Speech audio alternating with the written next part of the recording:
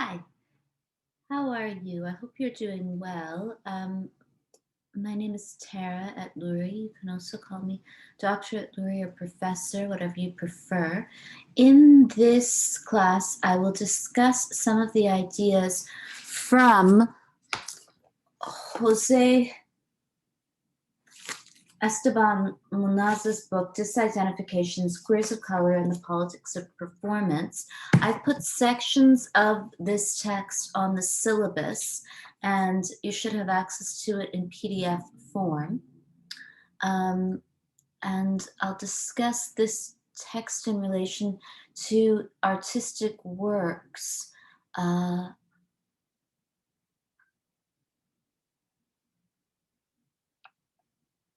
Created by queer people of color in the Americas and also in India.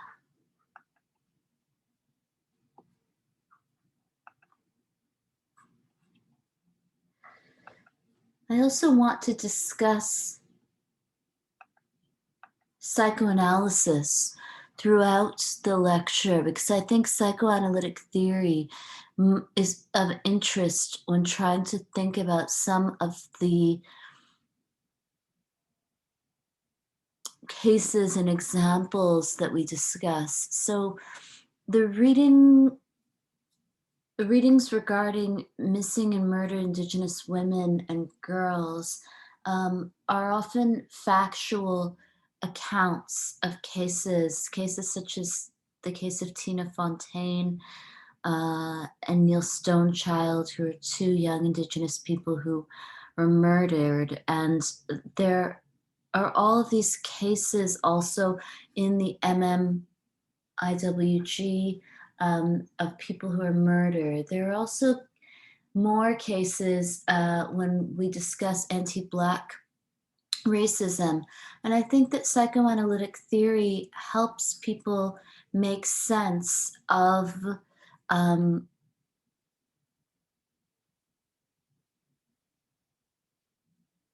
hate crime.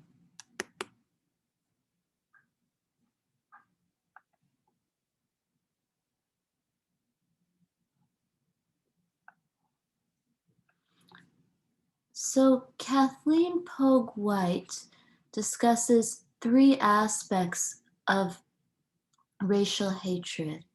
There are at least three ways of thinking about hatred as it derives from racism, writes Pogue White. There is being hated, being the object of pernicious destructive attributions and projections. There is hating the self, internalizing pernicious destructive attributions and projections that result in self-hating. There is hating the other, re-externalizing malignant projections and regarding the projective source with extreme hostility, which could precipitate violence and destruction. I would like to focus on these three aspects of racial hatred, writes Pogue White, from my experience of them, both personally and clinically, to see what applies to psychoanalytic practice and what applies to psychoanalytic meta-theories of hatred. So Pogue White discusses their own experiences of anti-Black racism, often in public space, and the ways that they feel that they are constructed as a bad object. They write, some despised self-definition was coming into my consciousness in the interaction. The nun experienced a threat. The bad child had caused the threat. The child was Black, bad, and threatening. Black is bad and threatening. This is the first basic operation of racism and racial hatred. I'll try not to point. I had become a projective container of things bad for this young white woman who persisted in calling me a rotten apple through my grade school accomplishments. A variation on this theme has been true of my lengthy academic career, peopled by whites in authority. So, becoming bad or the bad object means that you are often constructed as being this container into which people place all of their projections and aggressions, but also displaced desires.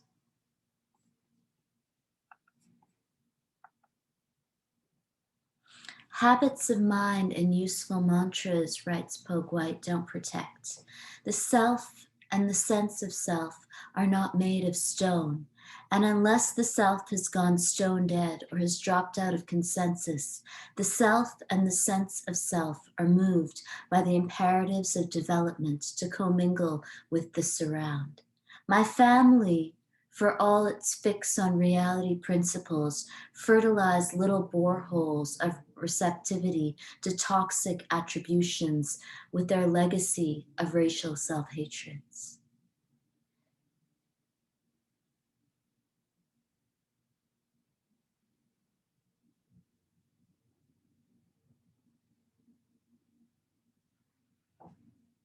So psychoanalytic concepts like projection, defense, and denial are perhaps useful in thinking about material forms of violence, um, like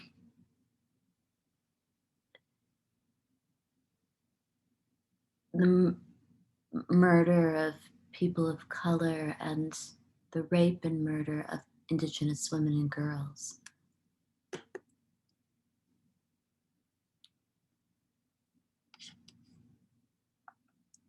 One way that people who survive intersecting forms of violence respond to these kind of projections is by disidentifying with institutional power and with dominant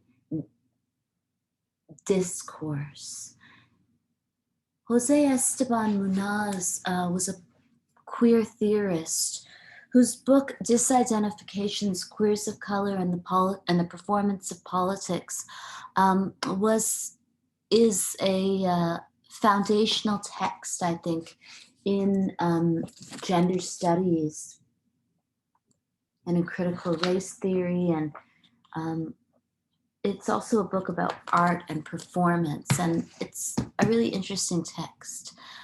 Munoz writes, if the terms identification and counter-identification are replaced with their rough corollaries, assimilation and anti-assimilation, a position such as disidentification is open to the charge that is merely an apolitical sidestepping, trying to avoid the trap open to the charge that is merely an apolitical sidestepping. Oh.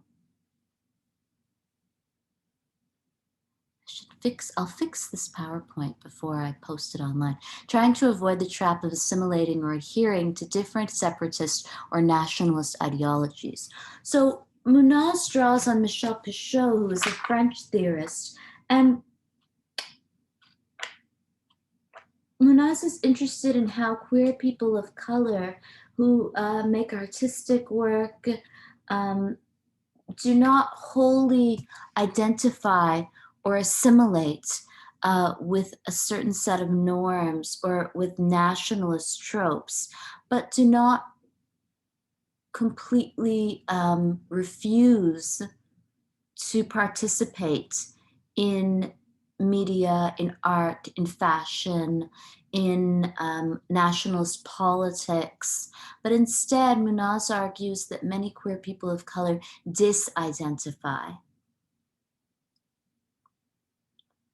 So rather than trying to construct alternative utopian life worlds that mean that one must often work in ways outside of institutions that would lead one to be even more financially precarious than working with certain institutions, or rather than wholly assimilating to the point to which you pretend that you do not see certain things and cannot make certain legal claims. Many queer people of color, argues Munoz, disidentify.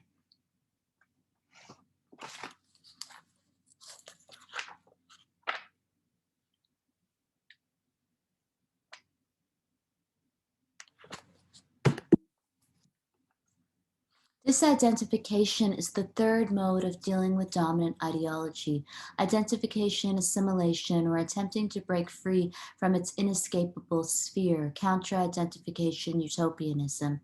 This working on and against is a strategy that tries to transform the cultural logic from within, always laboring to enact permanent structural change, while at the same time valuing the importance of local or everyday struggles of resistance. So, rather than wholly assimilating to a certain set of societal norms and also to nationalist ideology, Munoz argues that disidentification allows one to exist in what Homi Bhabha refers to as a third space of hybridity.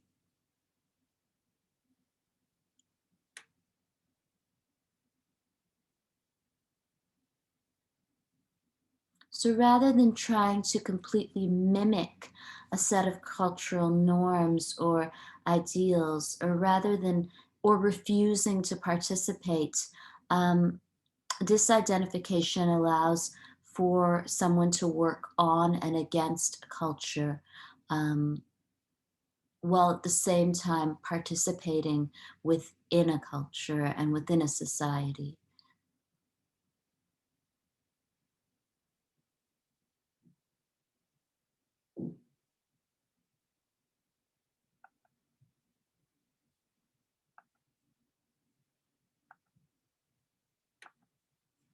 So Jose Munoz is really interested in how people um,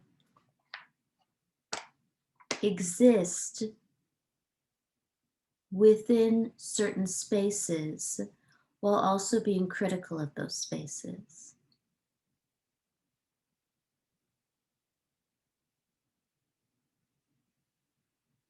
And Munoz obviously draws on a whole set of canonical theorists, including Foucault. And Munoz writes after Foucault and cites these passages from the history of sexuality. Discourses are not once and for all subservient to power or raised up against it any more than silences are. We must make allowance for the complex and unstable process whereby discourse can be an instrument and an effect of power, but also a hindrance, a stumbling block, a point of resistance, and a starting point for an opposing strategy. Discourse transmits and produces power.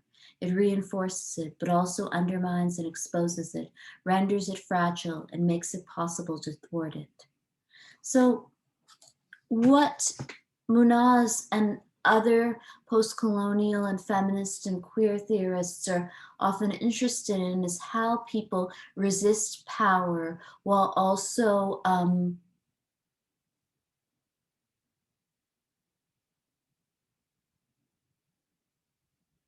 participating in institutions and in societies and in nation states where there are obviously hierarchies of power.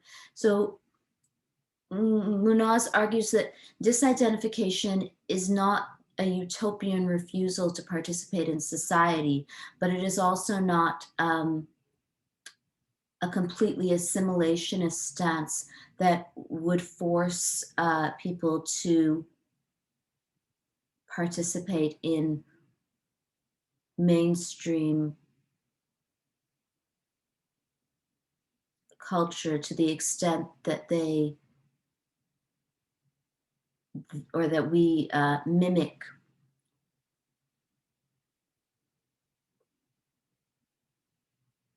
apolitical capitalist ideals.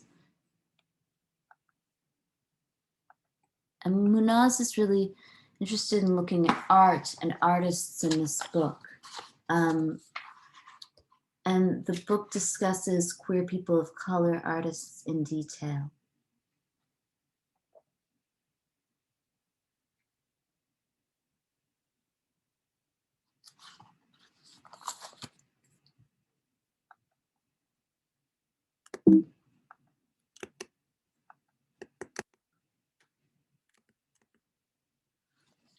So I'll play this clip about the power of art that was recently released, and it was released in 2021, and it's a clip about political artists and the importance of art in politics. And then I'll come back to Munoz's reading of Foucault and Althusser. Louis Althusser's essay, Ideology and Ideological State Apparatuses, is an essay that is foundational in Marxist scholarship, and it is about identification and how we come to identify with authority, but how we can also challenge authority. If you're interested in going on to graduate school, Althusser is something that I discussed at length in completing graduate level studies in a program that was geared towards Marxist thought and neo-Marxist thought. Or geared towards, it was, I don't know why I use these terms. It was a program that focused on Marxist and neo-Marxist thought.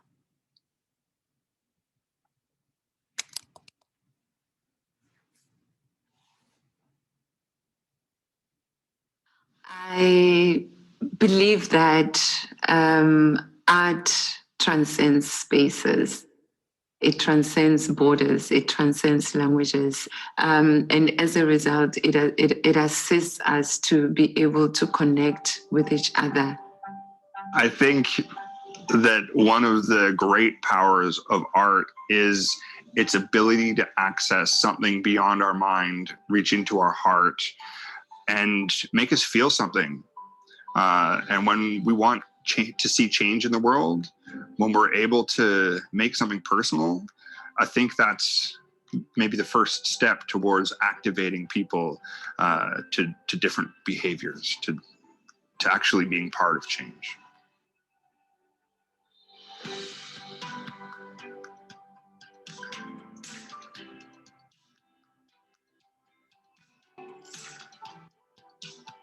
So Artivism profiles 6 artists and art collectives from around the world, and it's about how they create art as a response to human rights violations and a way to prevent them from ever happening again.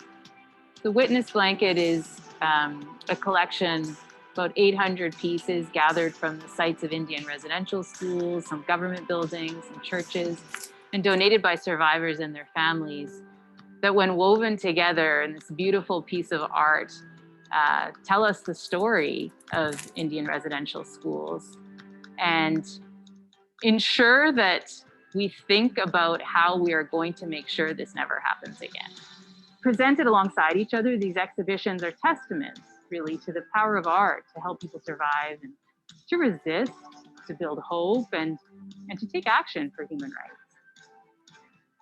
So Artivism was created by an organization called the Auschwitz Institute for the Prevention of Genocide and Mass Atrocities. So this particular exhibition was developed and premiered at the 2019 Venice Biennale. And its presentation at the Canadian Museum for Human Rights is its North American debut. I strongly believe that everybody can participate in the effort of making sure that the dark history of, let's say, my country or other countries, just the dark histories of the world will not repeat themselves. I really strongly believe that everybody can participate in that in their own way. As an artist, I feel this is my responsibility art for me is a space to create conversations, and for me to have a conversation, and for me to create space for other people to have a conversation. Art has a way of confronting the past without reliving it, bringing people in who perhaps normally would just like close their eyes or shut out their ears.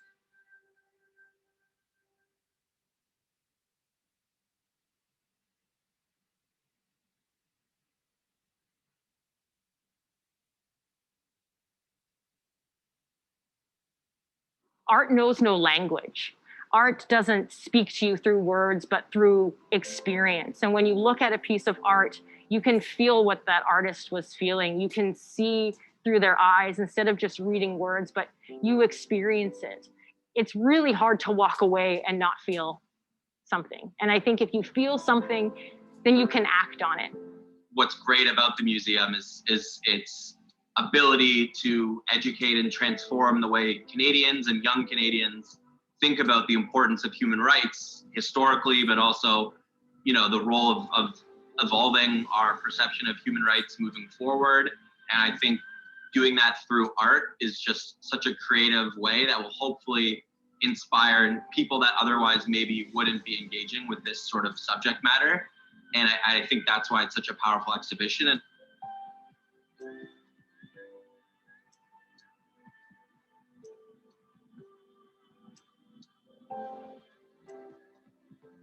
so the Truth and Reconciliation Commission went across Canada to listen to the survivor stories. So we were called survivors of residential schools.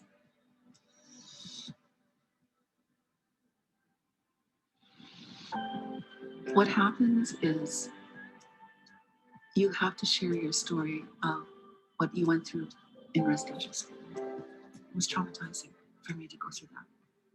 The whole time that you're there, you feel like you're making it up because everything that we learned in residential school about who we were or how we were rejected, like you're lazy, you're a liar, you're a thief, you're a drunk, you're all these things. There's still those beliefs are still very prominent in some of the people, in some of the communities. When I'm creating artwork, I don't have that doubt. I know why I'm doing what I'm doing. I really believe that the work becomes, in the process, the work becomes what it needs to become. It tells the story that needs to be told.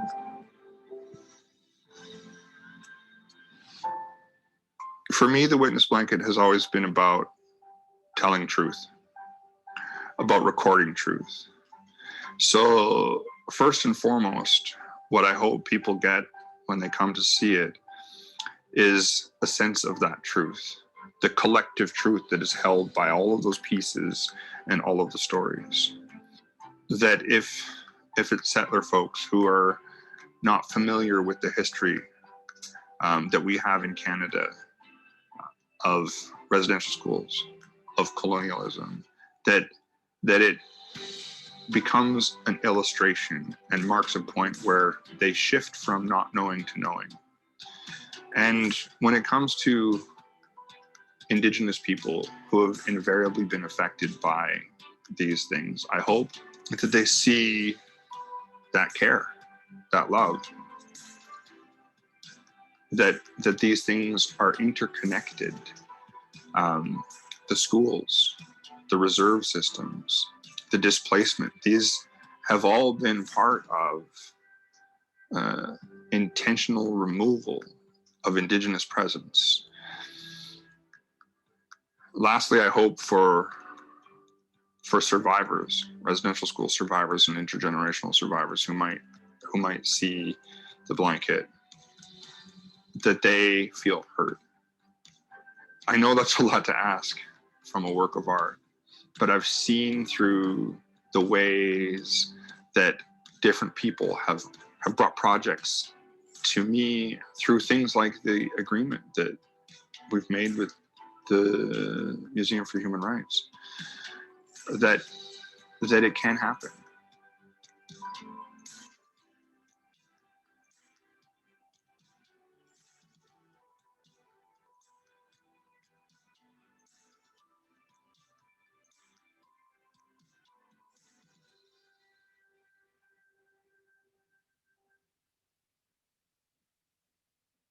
Part of preserving the artwork is working with Carrie and his team to think about how we can honor the spirit of each material and story on the artwork. The stewardship agreement guides us, and really it's quite incredible how much interaction and collaboration there is between teams of people to make decisions about how to best honor each voice and community represented within the artwork.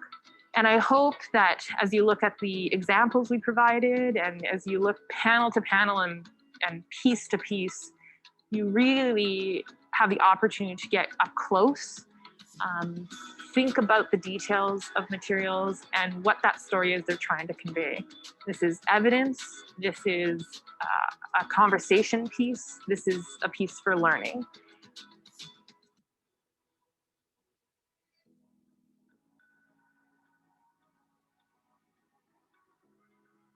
Projects like this are so important to community because when we think about truth and reconciliation, this particular piece really is the first part of that, which is truth.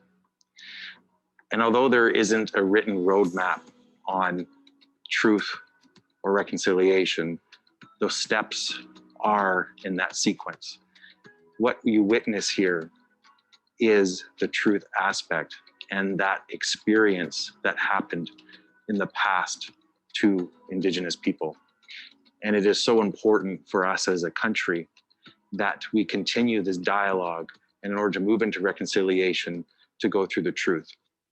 When I think about the relationship that we have with the witness blanket as a museum, I really think about it as a relationship.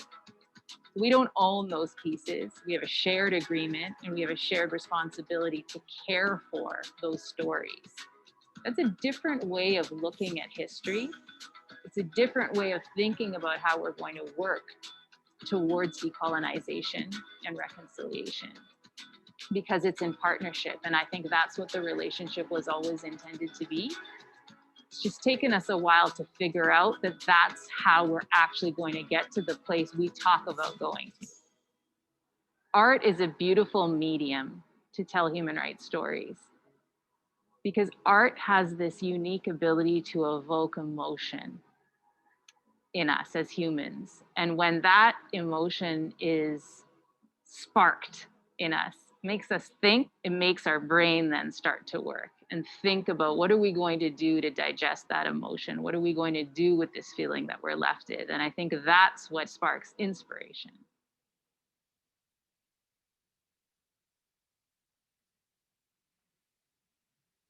So this kind of artistic work, I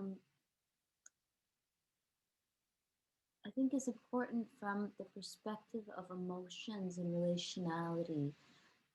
So in previous lectures, we've discussed feminist theories of relational ethics and the ways that emotions pass between people. That more than just words, acts of naming can make people feel certain ways. And also our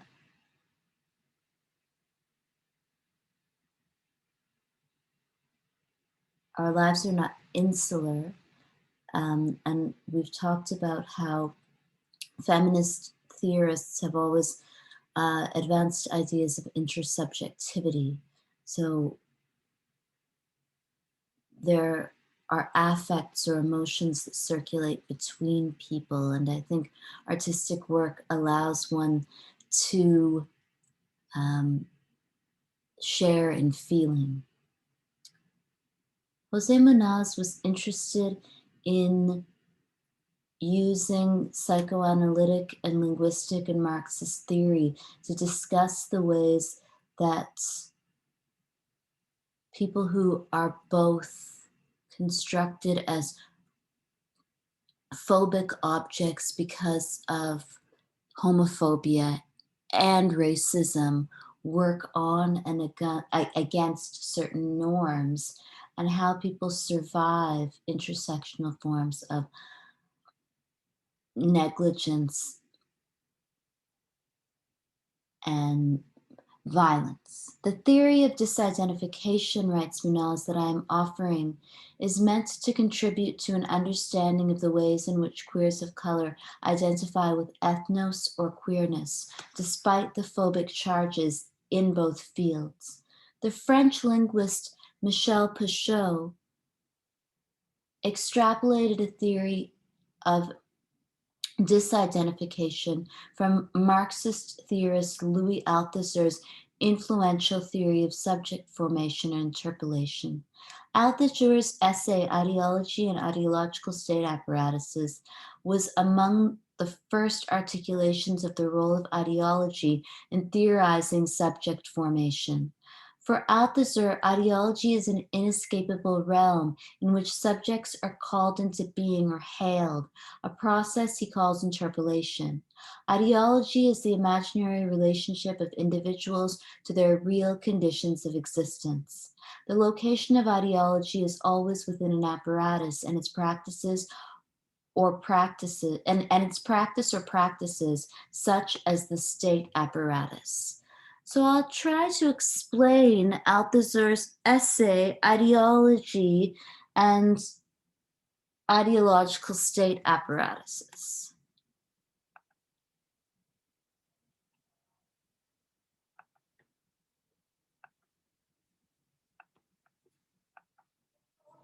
So Louis Althusser stages a scene in this essay, Ideology and Ideological State Apparatuses, which is often quoted in theorists who write after Althusser to explain the essay itself. The essay is a much longer piece of work, and if you're interested in graduate level studies in liberal arts and humanities, you will perhaps come across this essay. And it is used to make sense of identification and the ways that ideology works. So Marxist theorists would say that ideology is something that we do, but we do not know we are doing it. So gender ideology is a good example. If you assume that cisgender people are the norm without thinking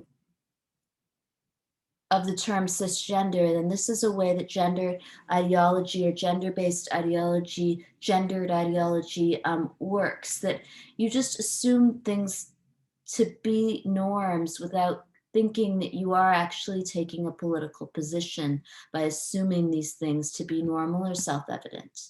And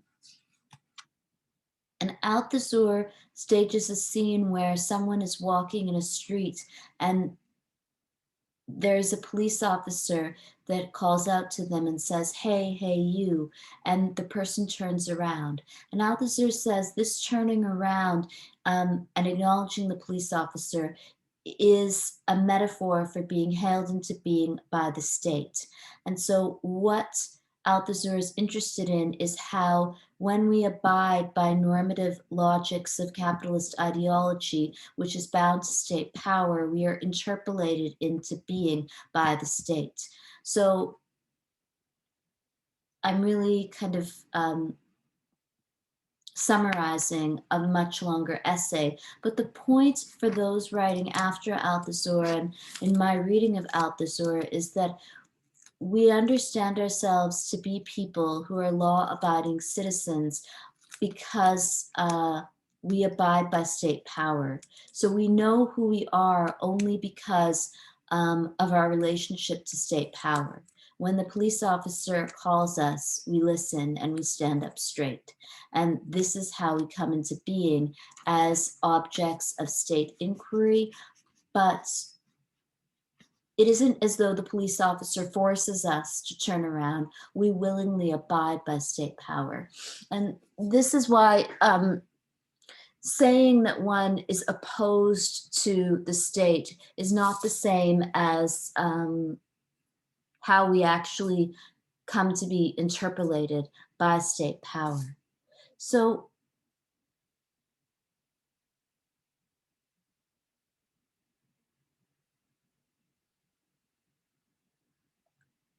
then for Munoz, writing after Althusser, ideology is an inescapable realm in which subjects are called into being or hailed, a process he calls interpolation.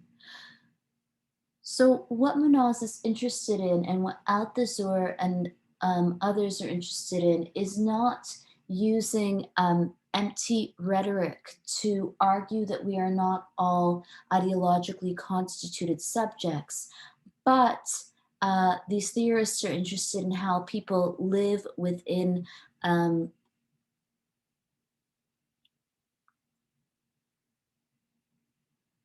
within certain hierarchical structures while also challenging these norms and structures. Munoz draws on Michel Foucault. Foucault built on his theory by describing the three modes, and built on Althusser's theory by describing three modes in which a subject is constructed by ideological practices. In this schema, the first mode is understood as identification, where a good subject chooses the path of identification with discursive and ideological forms. Bad subjects resist and attempt to reject the images and identificatory sites offered by dominant ideology and proceed to rebel, to counter-identify and turn against the symbolic system. The danger that Foucault sees in such an operation would be the counter-determination that such a system installs, a structure that validates the dominant ideology by reinforcing its dominance through the controlled symmetry of counter-determinism. Disidentification is the third mode of dealing with dominant ideology, one that neither opts to assimilate within a structure nor strictly opposes it. Rather, disidentification is a strategy that works on and against dominant ideology. So the point is that instead of wholly refusing identification or assimilating two means of identification, disidentification works on and against dominant ideology. This working on and against is a strategy that tries to transform a cultural logic from within, always laboring to enact permanent structural change while at the same time valuing the importance of local or everyday struggles of resistance. Judith Butler gestures towards the uses of disidentification when discussing the failure of identification. She parries with Slavoj Žižek, who understands disidentification as a breaking down of political possibility, a fictionalization to the point of political immobilization. She counters Žižek by asking the following question of his formulations. What are the possibilities of politicizing disidentification? This experience of misrecognition, this uneasy sense of standing under a sign to which one does and does not belong. Butler answers, it may be that the affirmation of that slippage, that the failure of identification is itself the point of departure for a more democratizing affirmation of internal difference. Both Butler and Foucault's accounts of disidentification put forward an understanding of identification as never being as seamless or unilateral as the Freudian account would suggest. Both theorists construct the subject as inside ideology. Their models permit one to examine theories of a subject who is neither the good subject, who has an easy or magical identification with the dominant culture, or the bad subject who imagines herself outside of ideology. Instead, they pave the way to an understanding of a disidentificatory subject who tactically and simultaneously works on, with, and against a cultural form. So disidentification then refuses utopia and also refuses nihilism.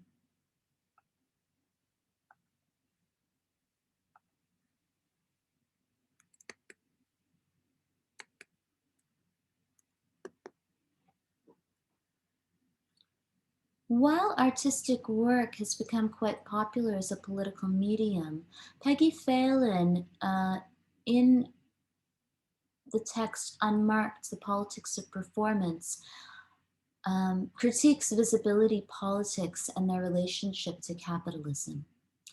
Phelan writes, visibility politics are compatible with capitalism's relentless appetite for new markets and with the most self-satisfying ideologies of the United States. You are welcome here as long as you are productive.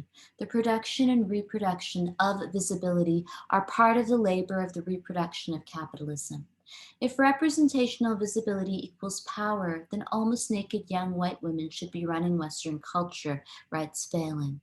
So I think that while we will discuss the importance of artistic works, and the next lecture will discuss fashion and fashion blogs and the ways that there is an affective relationship to objects and to representation and to objects that represent or signify difference. We will also always be critical of the ways that visibility politics are compatible with capitalism's relentless appetite for new markets.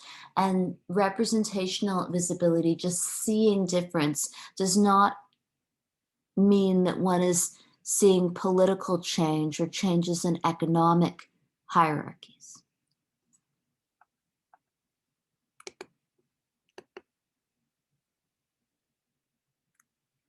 As I've discussed in previous lectures, Lauren Berlant and Michael Warner argue that there is nothing more public than privacy.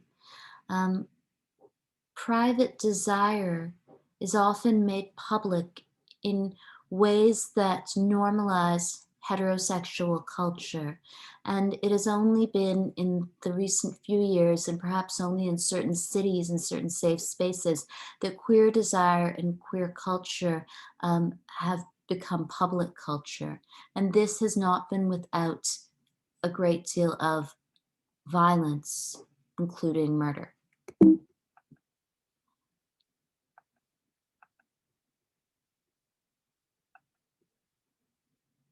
In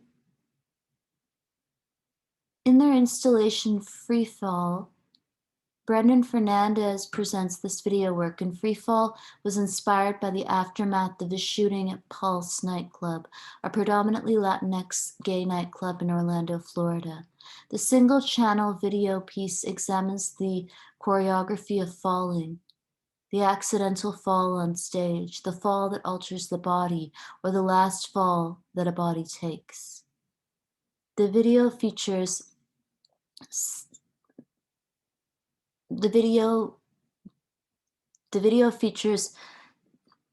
many dancers who variously meander around casually and perform highly choreographed actions. The piece seems to comment on the difficulty of responding to traumas such as Pulse. At some times, the dancers seem to look almost voyeuristically at those who have fallen, while at others they band together in a tight-knit circle, leaning on each other with a seeming emphasis on interdependence and care. Throughout the video, the bright cinematic lighting and highly reflective floors serve to give the scene a club-like atmosphere. This not only echoes the setting of Pulse itself, but serves to point to the idea of the nightclub as a space of queer community, care, and friendship, beyond the club's most obvious role as a cruising venue. Both Freefall and the dance performance also directly address the constraints of the professional dance world, especially ballet, and the similarities that Fernandez sees it sharing with masochistic communities in the rigor and sacrifice that it demands of dancers.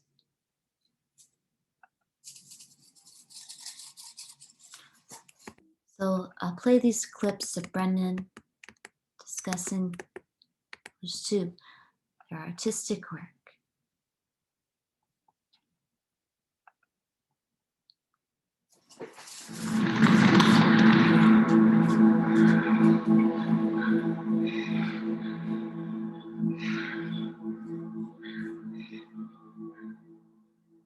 Hi, my name is Brendan Fernandez, and I'm a visual artist based in Chicago, Illinois.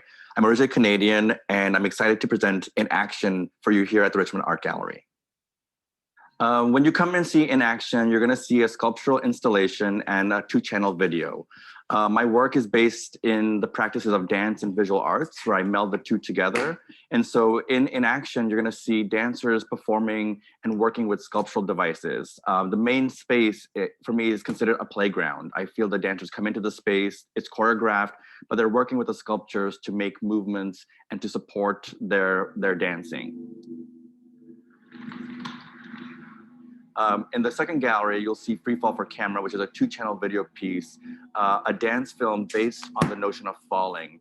It was based on Pulse Orlando, the massacre that happened in 2016, where 49 queers of color died. And so for me, it's an homage to these people. This idea of caring for each other and supporting each other comes across in the film, where the dancers are moving together, but at certain moments they start to fall. And when they fall, other dancers come and gather to them and pick them up. So for me, it's a political piece about the fallen bodies that passed on in the Orlando massacre, but also this notion of how do we stand up again? How do we find freedom and restrain from this action?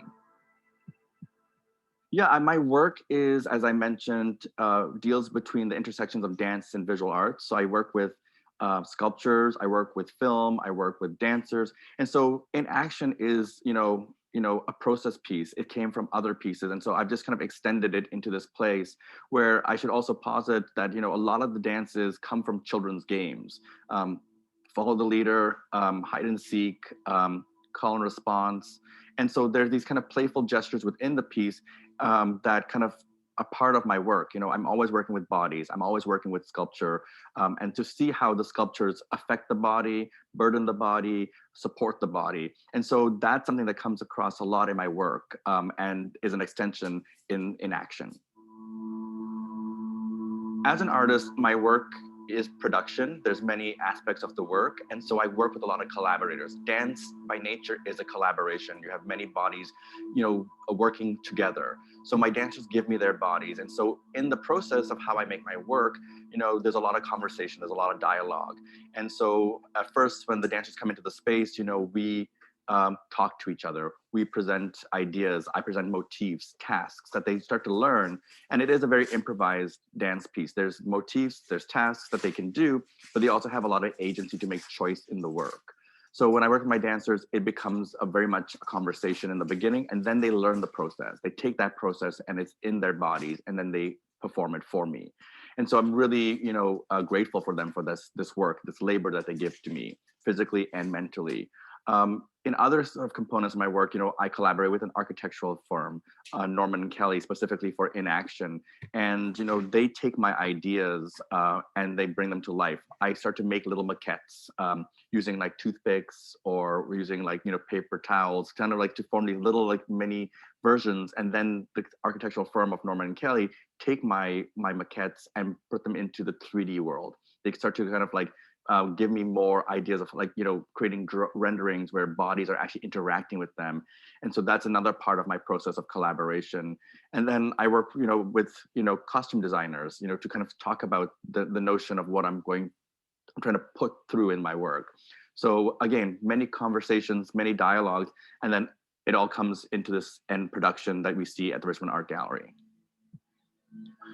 Yeah, I think there's a greater concept to the show In Action and to my practice. My work is about creating new political spaces to think forward. And I think right now, we are living in a pandemic. We're living through social uprisings, such as Black Lives Matters.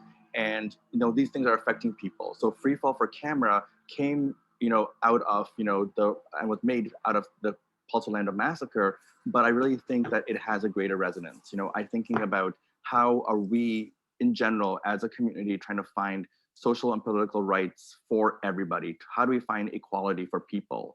And so, in this piece, it's positing that. It's even in the dance of inaction, it's about collaboration. It's about moving together.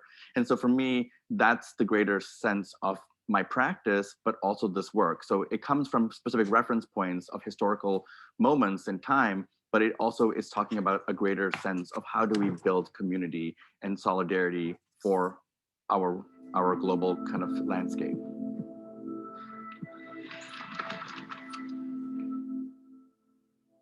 For me, I think this is a really important show for the Richmond Art Gallery because it brings, it's trying to channel the space of movement and dance, trying to create community, trying to create intimacies, which are so challenging right now.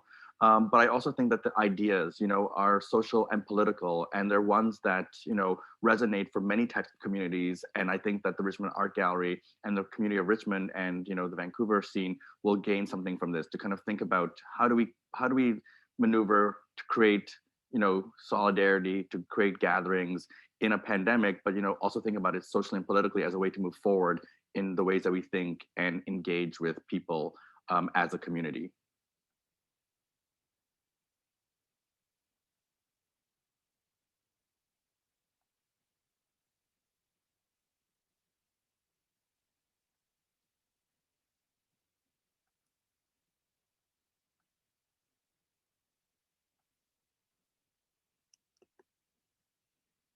Another clip. Fernandez discussing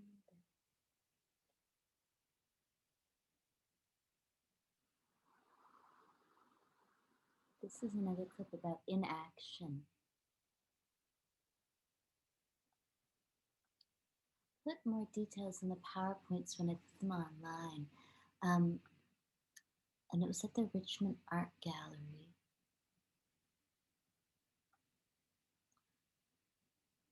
And the clips are in the PowerPoint if you want to read about it in more detail.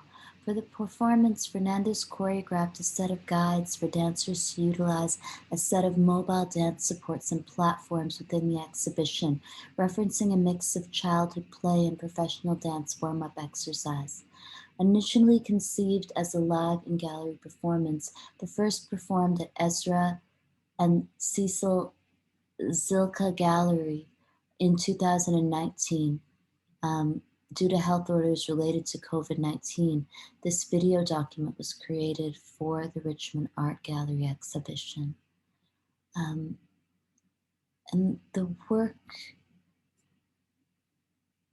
even the ways that the work, this kind of artistic work is staged and then changes with masks, I think it really gestures to the precarity of life and to the precarious nature of certain lives.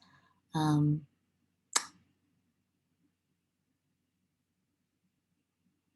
Judith Butler has actually written extensively about precarity and vulnerability and grievable lives. And it's something that Munoz also touches on as well in the book Disidentifications. And if you look at the sections of the text, which you have a PDF copy of, there are discussions about the ways that